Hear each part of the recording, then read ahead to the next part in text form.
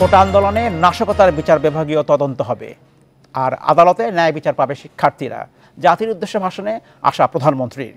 এদিকে কোটা আন্দোলনের সংঘর্ষের জেরে দেশের সব বিশ্ববিদ্যালয় বন্ধ ঘোষণার পর সকাল থেকে হল ছাড়ছেন শিক্ষার্থীরা। এর মধ্যে চট্টগ্রাম, রাজশাহী, বরিশাল, রংপুরের বেগম রোকেয়া বিশ্ববিদ্যালয়ের সহ অনেক শিক্ষার্থী প্রশাসনের নির্দেশে হল ছেড়েছেন। এসব নিয়ে আলোচনা করতে আমাদের সঙ্গে যোগ দিচ্ছেন ঢাকা বিশ্ববিদ্যালয়ের শিক্ষক সমিতির সভাপতি অধ্যাপক নিজামুল হক ভূঁইয়া, আরও আছেন ঢাকা বিশ্ববিদ্যালয়ের শিক্ষকদের সংগঠন সাদা দলের যুগ্ম আহ্বায়ক অধ্যাপক সিদ্দিকুর রহমান খান। জনাব ভূঁইয়া এবং জনাব খান, আপনারা দুজনকে স্বাগত জানাচ্ছি। আশা করছি আপনারা ভালো আছেন। জনাব ভূঁইয়া, আপনার কাছে জানতে চাই প্রথমেই, প্রধানমন্ত্রী একটু আগে জাতির উদ্দেশ্যে ভাষণ দিয়েছেন, সেখানে বেশ কিছু তিনি বলেছেন কথা। বলছেন যে ঘটনার সহিংসতা হয়েছে তার জন্য তিনি দুঃখ প্রকাশ করেছেন, নিহতদের জন্য এবং তাদের পরিবারের প্রতি সহানুভূতি জানিয়েছেন। বলছেন বিচার বিভাগীয় তদন্ত হবে এবং আশা করছেন বিচার যে বিষয় নিয়ে এত কিছু গোলমাল, যেটা কারণ সেটি আদালতে সমাধান হবে এবং শিক্ষার্থীরা আদালতে ন্যায় বিচার পাবেন। আপনার একটু মূল্যায়ন জানতে চাই। ধন্যবাদ আপনাকে, ধন্যবাদ ইন্ডিপেন্ডেন্ট টিভির অসংখ্য দর্শকবৃন্দকে। আমার একজন সহকর্মী এখানে অবস্থান করছেন। আমি প্রথমে যে সমস্ত শিক্ষার্থী, যে 6 জন শিক্ষার্থী শাহাদাত বরণ করেছেন তাদের প্রতি শ্রদ্ধা নিবেদন করছি, তাদের নিয়ে স্মৃতির প্রতি, তাদের বিদেহী আত্মা যাতে শান্তি পায় এবং তাদের শোক সন্তপ্ত পরিবারের প্রতিও সমবেদনা জ্ঞাপন করছে। এবং মাননীয় প্রধানমন্ত্রী যেটা বলেছে, এই পরিবারগুলোকে আর্থিকভাবে এবং কি নৈতিকভাবে যাতে করে তারা এই শোক ভুলতে পারে এবং সার্বক্ষণ তাদের পাশে থাকবেন, এই ধরনের ইঙ্গিত উনি বহন করেছেন। আরেকটি কথা উনি বলেছেন যে কোটা আন্দোলনকারীরা, যেটা আমরা এই কয়েকদিন মিডিয়া তো, আমি যেহেতু আমাদের শিক্ষকদেরও আন্দোলন চলছে, এর মধ্যেও কিন্তু আমরা বলে এসেছি যে যৌক্তিক সমাধান চাই। আমরা এটাই বলেছি, যেহেতু এটা বিচারাধীন অবস্থায় আছে, সেই ব্যাপারে তার আমরা এভাবে কথা বলতে পারি না। তো মাননীয় প্রধানমন্ত্রী যেটা বলেছে ন্যায় বিচার পাবে বলে উনি, আমি আশাবাদী। এটার অর্থ হলো যে আমরা মনে করি যে ন্যায়সঙ্গত বিচার কোটা আন্দোলনকারীরা পাবে। এবং আরেকটি কথা উনি বলেছেন যে কোটা আন্দোলনে নাশকতার বিচার বিভাগীয় তদন্ত হবে। আসলে এই যে কয়দিন যে নাশকতাগুলো হয়েছে, আমাদের কোটা আন্দোলনকারী আন্দোলন করেছে, আমরা তাদের সাথে দেখা হয়েছে, স্যার আমাদেরকে একটু সমর্থন দেন। আমরাও বলেছি দেখো তোমাদের ব্যাপারে আমরা এতটুকু করতে পারি। কিন্তু পরবর্তী পর্যায়ে গত 2 দিন যে ঘটনাগুলো ঘটেছে, যে যারাই করেছে, আমি মনে করি যে এখানে একটা বিশেষভাবে স্বাধীনতা বিরোধী একটা চক্র এটার মধ্যে জড়িত হয়েছে। এবং কি যেটা আমি বিশ্ববিদ্যালয় ক্যাম্পাসে, আমি নিজে যেহেতু ঢাকা বিশ্ববিদ্যালয় শিক্ষক সমিতির সভাপতি হিসাবে আমাকে হয়তো বা এখানে সেখানে এই হলে সে হলে গিয়েছি, আমরা মেডিকেলও গিয়েছি গত পরশুদিন রাত্রে যখন আমাদের শিক্ষার্থীরা আহত হয়েছে, সেখানে দেখতে গিয়েছি। ধন্যবাদ। আমি আপনার কাছে আসবো। আমি আরেকটু যেতে চাই জনাব সিদ্দিকুর রহমান খানের কাছে। জনাব খান, আপনি নিশ্চয়ই প্রধানমন্ত্রী জাতীয় উদ্দেশ্যে দেওয়া ভাষণ শুনছিলেন অনেকের মতো। আপনি এই ভাষণকে কিভাবে মূল্যায়ন করেন?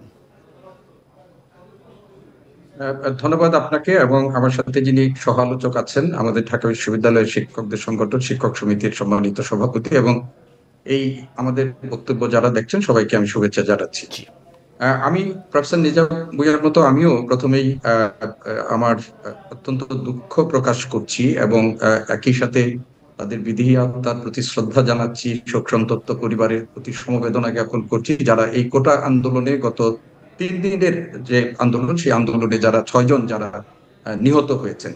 মাননীয় প্রধানমন্ত্রী একটু আগে জাতির উদ্দেশ্যে খুবই একটা সংক্ষিপ্ত ভাষণ তিনি দিয়েছেন এবং এই ভাষণে তিনি কতগুলো এই আন্দোলন সম্পর্কে কথা বলেছেন। তিনি তার নিজের সংগঠনের একজন যে মৃত্যুবরণ করেছে তাকে বিশেষভাবে উল্লেখ করে তিনি অন্যদের উল্লেখ না করলেও তিনি বলেছেন তাদের ব্যাপারটিও দেখবেন। আমাদের কাছে একটা বিষয়, আমরা মাননীয় প্রধানমন্ত্রী, দেশের প্রধানমন্ত্রী, আমাদের কাছে খুবই ভালো লাগতো যে তিনি যদি রংপুর বিশ্ববিদ্যালয়ের যে শিক্ষার্থীটির মৃত্যুর ঘটনা এই জাতি দেখেছে, প্রত্যক্ষ করেছে, পুলিশের গুলিতে যেভাবে নিহত হয়েছে, তিনি যদি তার কথাটা উল্লেখ করতেন এবং অন্যদেরও উল্লেখ করতেন, সেটা আমাদের জন্য আত্মতৃপ্তির ব্যাপার হতো।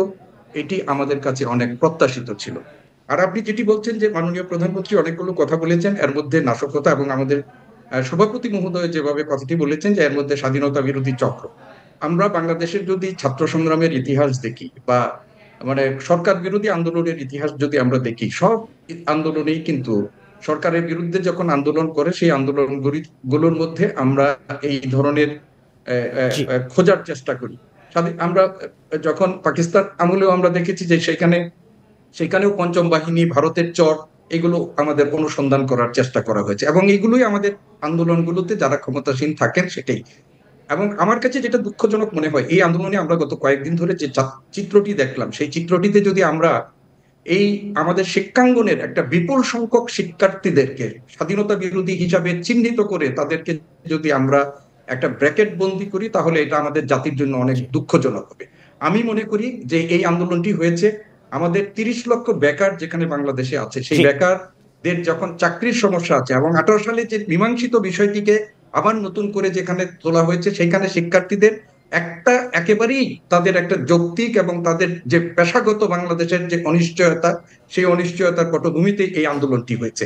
ফলে এই আন্দোলনে কেউ কেউ ফায়দা নিতে চাচ্ছে কিনা সেটা, আজকে আপনাকে আমি একটা কথা বলছি যে আজকে একটা নিপীড়ন বিরোধী শিক্ষকদের একটা সমাবেশ হয়েছে, সেখানে দুইজন ছাত্রকে তারা সেখান থেকে উদ্ধার করে নিয়ে আসছে। একজন ছাত্র এসে মিডিয়ার সামনেই বলা হয়েছে তার কাছ থেকে জোর করে একটা জবানবন্দি নেওয়া হয়েছে যে এই আন্দোলনে তারা সরকার পতনের আন্দোলনের কথা হয়েছে।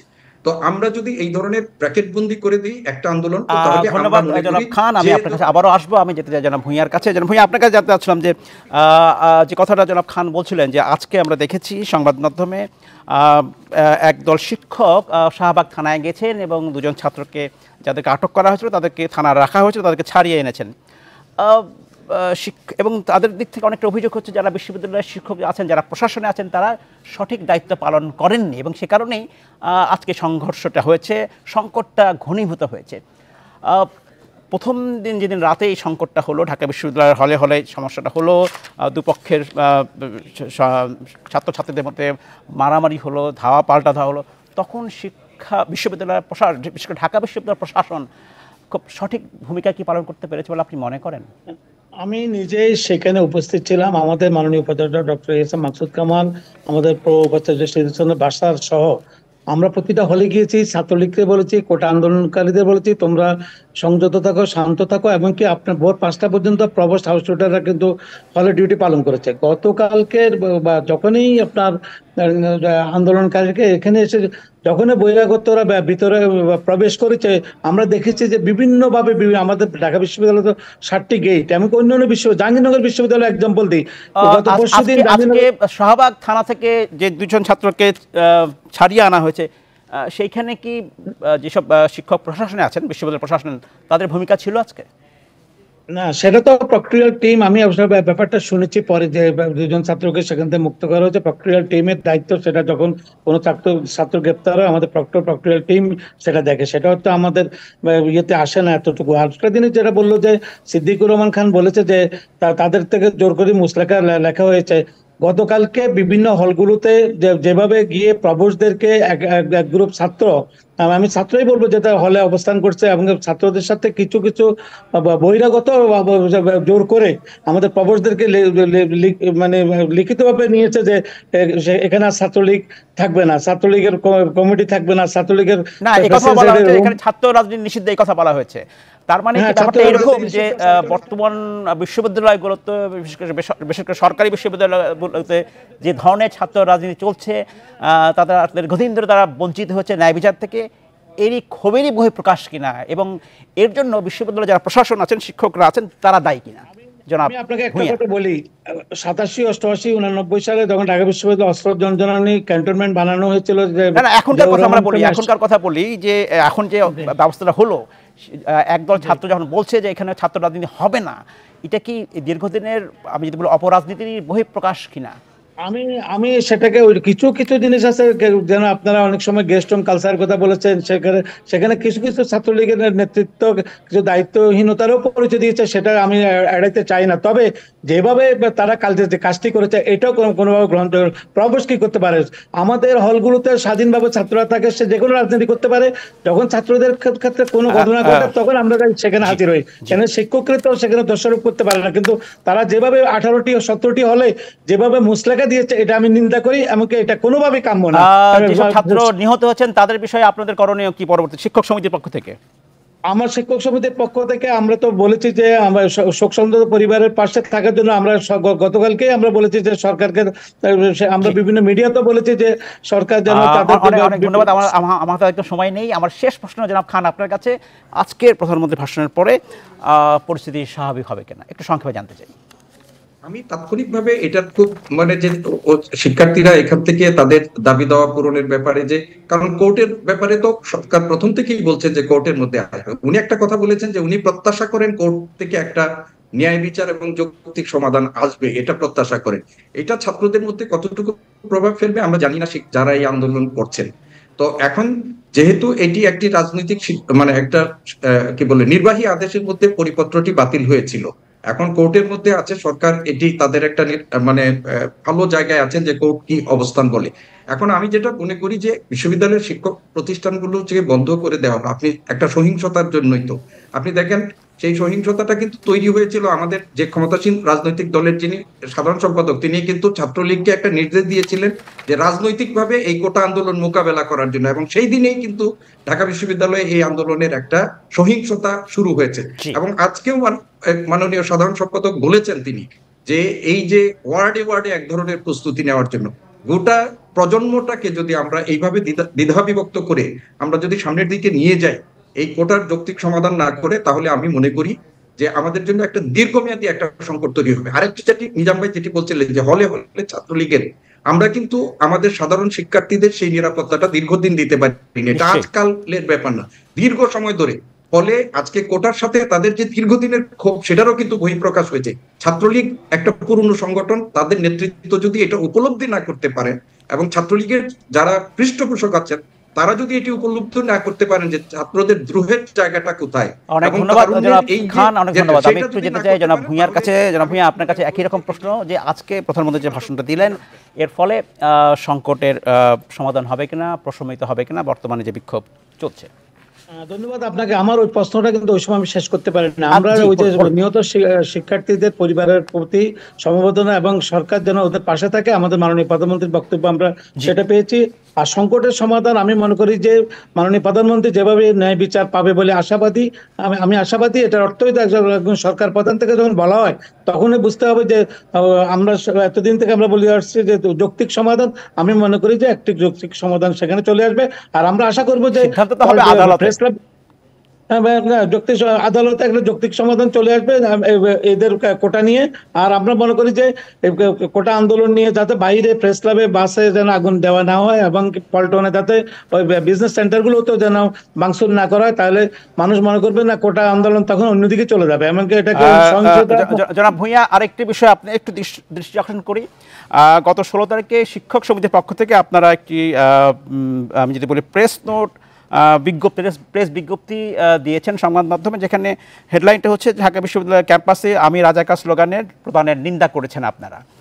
আজকে একটি সমাবেশে একদল শিক্ষকরা, যারা শাহবাগ থানা থেকে দুজন শিক্ষার্থীকে ছাড়িয়ে নিয়ে এসছেন, তারা বলছেন যে কতখানি, একজন শিক্ষক আমি বক্তৃতা শুনছিলাম, বলছেন কতখানি রাগ অভিমান হলে বলতে পারে একজন মানুষ আমি রাজাকার। এই বিষয়টিকে আসলে উপলব্ধি করতে পারছে সবাই? আমি যেটা মনে করি যে আমাদের কোমলমতি শিক্ষার্থীরা যারা কোটার আন্দোলন করছে, সেখানে অনুপ্রবেশকারীরা তাদেরকে বলেছে এটা দাও, প্রধানমন্ত্রী বলছে আমি মুক্তিযোদ্ধাদের সন্তানদেরকে চাকরি দিব না, নাকি রাজাকারের সন্তানকে চাকরি দিব, উনি রাগ করেই কথাটি বলেছেন। কিন্তু আমার এটাকে অপব্যাখ্যা করা হয়েছে, এমনকি এটা দিয়ে আমাদের শিক্ষার্থীদেরকে যখনই বলা হয়েছে যে তুই রাজাকার আমি রাজাকার, এই তো স্লোগান গুলো দেওয়া হয়েছে, ওরা অত জানেও না, ফার্স্ট ইয়ার সেকেন্ড ইয়ার ছেলে ওটা কি বুঝে, ওরা স্বাধীনতা যুদ্ধ সম্বন্ধে ইতিহাস সম্বন্ধে তাদের এত ধারণা নেই। জনাব ভূঁইয়া, আপনারা যে প্রেস নোটটা দিয়েছেন সেখানে বলা হচ্ছে আমরা স্বাধীনতা ও মুক্তিযুদ্ধ বিরোধী ও রাজাকারদের পক্ষাবলম্বনকারী সকল অপশক্তির বিরুদ্ধে সোচ্চার থাকতে দেশবাসীকে আহ্বান জানাচ্ছেন। স্বাধীনতার 53 বছর পরেও যখন এই বিষয়ে একটি বিষয় আলোচনা বিশ্ববিদ্যালয় মুক্তিযুদ্ধ সমাধান কি আসলে? যে বিশ্ববিদ্যালয়ের শিক্ষকরা প্রাণ দিয়েছে, আজকে বিশ্ববিদ্যালয় ক্যাম্পাসে ঘুরে ঘুরে দেখেন শহীদ শিক্ষকদের নাম, শিক্ষার্থীদের নাম। ঢাকা বিশ্ববিদ্যালয় ক্লাবে যাই দেখবেন যে আমাদের বিজয়ের 2 দিন আগে যে বুদ্ধিজীবীদের হত্যা করা হচ্ছে, তো শিক্ষকরা প্রাণ দিয়েছে, শিক্ষক হিসাবে সে লজ্জা আমরা রাখবো কোথায়? তো আমাদের এখানে যদি বলা হয় যে আমি রাজাকার আমি এটা তো শিক্ষার্থীদের দোষ নেই, তাদেরকে অনুপ্রবেশকারীরাই কিন্তু তাদের আজকে যেমন শিখিয়েছে এবং তারা দিয়েছে। শিক্ষকদের একটি অংশ বলছিলেন যে কেউ বিরোধিতা করলেই তাকে রাজাকার বলা হয়, এই মানসিকতা থেকে বের হতে হবে, এই বিষয়েও কিন্তু একজন শিক্ষক বলেছেন। স্লোগানটা তো পুরো ক্যাম্পাসে করা হয়েছে বিদায়, এটা আমাদের লেগেছে বিদায় আমরা বিবৃতি দিতে বাধ্য হয়েছে সেই বিবেকের তাড়নায়, মুক্তিযুদ্ধের সপক্ষে শক্তি হিসাবে আমরা মুক্তিযুদ্ধের চেতনা বিশ্বাস করি বিদায় আমরা। অনেক ধন্যবাদ জনাব ভূঁইয়া। আমি অল্প সময়ের জন্য যেতে চাই জনাব সিদ্দিকুর রহমান খান, আপনার বক্তব্য জানতে চাই। আপনি বলছিলেন যে আজকের এই যে প্রতিক্রিয়ার কথা, শিক্ষক সমিতি যে স্টেটমেন্টটা দিয়েছে, আমরা মনে করি আমাদের গোটা জাতির সামনে শিক্ষক সমিতি আমাদের আবারও ছোট করেছে। কেননা উনারা দাবি করেছেন যে খণ্ডিত, প্রধানমন্ত্রীর বক্তব্যে খণ্ডিত কে করেছেন? শিক্ষক সমিতিও আমাদের শিক্ষার্থীদের বক্তব্যটাকে খণ্ডিত করে এই স্টেটমেন্টটা দিয়েছে। এবং ছাত্ররা কিন্তু বলেছে, কে বলেছে, স্বৈরাচার বলেছে, সরকার বলেছে, সরকার বলেছে। সেইটুকু বাদ দিয়ে শুধুমাত্র আমি রাজাকার তুমি রাজাকার এটি বলে তাদেরকে যেমন প্রধানমন্ত্রীর বক্তব্যকে অপব্যাখ্যা করার অভিযোগ করা হয়েছে, আমি মনে করি শিক্ষার্থীদের করা হয়েছে। শিক্ষক সমিতি এই কাজটি অনেক ধন্যবাদ জনাব খান। আমি একটু সুযোগ দিতে চাই জনাব ভূঁইয়াকে, যেহেতু শিক্ষক সমিতির সভাপতি হিসাবে যে অভিযোগটি করলেন জনাব খান, খুবই অল্প সময়ের মধ্যে 20 সেকেন্ডের মধ্যে আপনার উত্তর চাই, এরপর আমি শেষ করব। আমি যেটা মনে করি যে আমরা মূল জিনিস যেটা পাবো সেটাই, মূল যেগুলো রাজাকারের ব্যাপারটাই দেখুন এখন প্রাধান্য পেয়েছে, আমরা সেইটুকুই বিবৃতি দিয়েছি। অন্য যদি পুরো বিবৃতি পুরো জিনিস যদি আমরা খণ্ডন করি তার এত বিবৃতি তো মানুষ পড়ে না, যেটা মূল জিনিস আমরা সেটাই দিয়েছি। আমাদের কিন্তু ক্যাম্পাসে আমাদের আমাকে শেষ করতে হবে। জনাব সিদ্দিকুর রহমান খান, জনাব নিজামুল হক ভূঁইয়া, অসংখ্য ধন্যবাদ। আমরা পরবর্তীতে হয়তো আবারও আলাপ করব। কোটা সংস্কারের দাবি ও আন্দোলনকারীদের ওপর হামলার প্রতিবাদে আজও বিভিন্ন স্থানে বিক্ষোভ অবরোধ হয়েছে। এছাড়া এই সময় হামলা সংঘর্ষে কয়েক স্থানে আহত হয়েছেন 53 জন। এসব নিয়ে আরও জানাতে বার্তা কক্ষ থেকে আমাদের সাথে যোগ দিচ্ছেন সহকর্মী নুরে আলম এবং চট্টগ্রাম থেকে যোগ দিচ্ছেন সহকর্মী সবুজ আলমগীর। আপনাদের দুজনকে স্বাগত জানাচ্ছি। প্রথমে যেতে চাই নুরে আলমের কাছে। নুরে আলম, আপনার কাছে জানতে চাচ্ছি, আজকে সারাদিনে আমরা দেখেছি ঢাকা বিশ্ববিদ্যালয়ে অন্তত অনেক রকমের বিক্ষোভ হয়েছে, সংঘর্ষ হয়েছে। আজকে সর্বশেষ অবস্থা আপনার কাছে জানতে চাই। ঢাকা বিশ্ববিদ্যালয় ক্যাম্পাসে আজকে যদি বলি যে সকালের দিকে বিশ্ববিদ্যালয় উপাচার্যের বাসভবনের সামনে কোটা সংস্কার আন্দোলনকারীদের একটি অংশ আসে এবং তারা বিক্ষোভ করতে থাকেন, কারণ ওই সময়টিতে বিশ্ববিদ্যালয় উপাচার্যের বাসভবনে সিন্ডিকেট সভা চলছিল। সেখানে হল বন্ধ করে দেওয়ার সিদ্ধান্ত নেওয়া হয় এবং বিশ্ববিদ্যালয় অনির্দিষ্টকালের জন্য বন্ধ ঘোষণা করা হয়। আর আজকের সন্ধ্যা 6টার মধ্যে হল ছাড়ার নির্দেশনা দেওয়া হয়। এর প্রতিবাদে শিক্ষার্থীরা সেখানে আন্দোলন করেন। কিছুক্ষণ আন্দোলন করার পরে তারা সেখান থেকে চলে যান। পরবর্তীতে আবার কিছুক্ষণ পরে শিক্ষার্থীদের আরেকটি অংশ আসেন এবং তারাও এটির প্রতিবাদ জানান। এরপরে শিক্ষার্থীদের যে পূর্ব ঘোষিত যে কর্মসূচি ছিল, গতকাল যে 6 জন নিহত হয়েছেন তাদের সম্মানে যে জানাজা অনুষ্ঠিত হওয়ার কথা ছিল সেটি সেখানে অনুষ্ঠিত হয়। এবং এর পরে যখন শিক্ষার্থীরা একটি বিক্ষোভ গায়েবানা জানাজা অনুষ্ঠিত হওয়ার কথা ছিল সেটি সেখানে অনুষ্ঠিত হয়। এরপরে শিক্ষার্থীরা যখন বিক্ষোভ মিছিল বের করে তখন তাদের সাথে পুলিশের ধাওয়া পাল্টা ধাওয়া হয়। পুলিশ এক পর্যায়ে টিয়ার শেল ছোড়ে। এর পরবর্তীতে শিক্ষার্থীরা হলে চলে যায়। আর আমি যদি বলি যে সকাল থেকে বিশ্ববিদ্যালয়ের শিক্ষার্থীরা হল ছাড়তে শুরু করে, কারণ এই যে বিশ্ববিদ্যালয় প্রশাসন যে সিদ্ধান্ত নিয়েছে তার আগে অনেক শিক্ষার্থী বিচ্ছিন্নভাবে হল ছেড়ে দেয়। আর বিশ্ববিদ্যালয় প্রশাসনের সিদ্ধান্ত নেওয়ার পরে বেশিরভাগ শিক্ষার্থী এখন হল ছেড়ে দিয়েছে। সন্ধ্যার আগেই আমি বেশ কয়েকটি হলে গিয়েছি, সেখানে আসলে খুব বেশি একটা শিক্ষার্থী আমি দেখিনি। তারা হল প্রশাসনের সহায়তায় তারা হল ছেড়ে দিয়ে তারা যে যার বাড়ির দিকে চলে যাচ্ছিল। আর এর পরবর্তীতে আমি যদি এখনকার অবস্থা বলি ঢাকা বিশ্ববিদ্যালয় ক্যাম্পাসে, যে এখন শিক্ষামন্ত্রী মহিবুল হাসান চৌধুরী ঢাকা বিশ্ববিদ্যালয়ের উপাচার্যের সাথে সাক্ষাতে গিয়েছেন এবং এখন তাদের একটি সাক্ষাৎ সেখানে চলছে। সেখান থেকে বের হওয়ার পরে পরবর্তী পরিস্থিতি বোঝা যাবে। আরেকটি বিষয় আমি জানিয়ে রাখি যে গত 2 দিনে আমি বিশ্ববিদ্যালয় ক্যাম্পাসে যে পরিস্থিতি দেখেছি সে আলোকে যদি আমি বিশ্লেষণ করি, আজকের বিশ্ববিদ্যালয় ক্যাম্পাস অনেকটাই শান্ত ছিল। এই অনেক ধন্যবাদ নুরে আলম, আপনাকে ধন্যবাদ। আমি একটু চট্টগ্রামে যেতে চাই, যেখানে আছেন আরেকজন সহকর্মী আলমগীর সবুজ। চট্টগ্রাম বিশ্ববিদ্যালয়ের শিক্ষার্থীদের হল ছাড়ার কথা রয়েছে রাত 10টায়। সর্বশেষ অবস্থা কি সেখানে?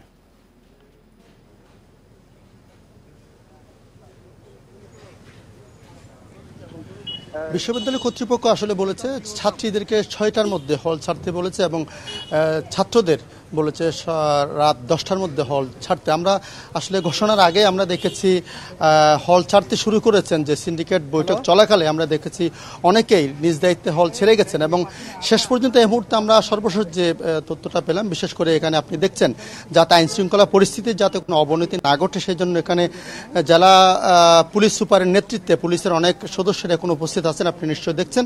একটু আগে তিনি এখানকার উপাচার্যের সাথে বৈঠক করে আমাদেরকে যেটা বলেছেন, তিনি বলেছেন যে যাতে কোনো ধরনের উচ্ছৃঙ্খল পরিস্থিতি না হয় তারা সজাগ আছেন এবং তিনি বলেছেন এই পর্যন্ত আসলে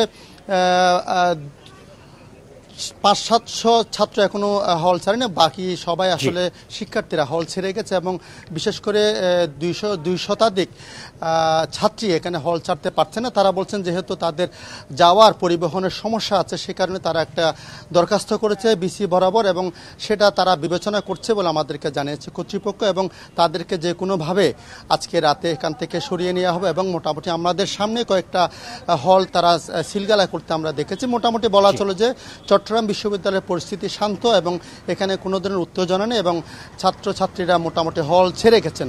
অনেক ধন্যবাদ আলমগীর সবুজ আমাদেরকে সময় দেওয়ার জন্য। নূরে আলম, আপনাকে অসংখ্য ধন্যবাদ। কোটা সংস্কারের দাবি ও আন্দোলনকারীদের উপর হামলার বিষয়ে কথা বলতে বরিশাল থেকে আমাদের সাথে যোগ দিচ্ছেন সহকর্মী মুরাদ আহমেদ এবং সাভার থেকে যোগ দিচ্ছেন সহকর্মী রুবেল আহমেদ। প্রথমে রুবেল আহমেদের কাছে যেতে চাই। রুবেল আহমেদ আছেন সাভারে।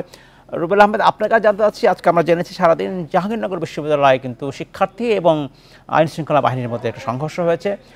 সর্বশেষ অবস্থা কি একটু আমাকে জানাবেন?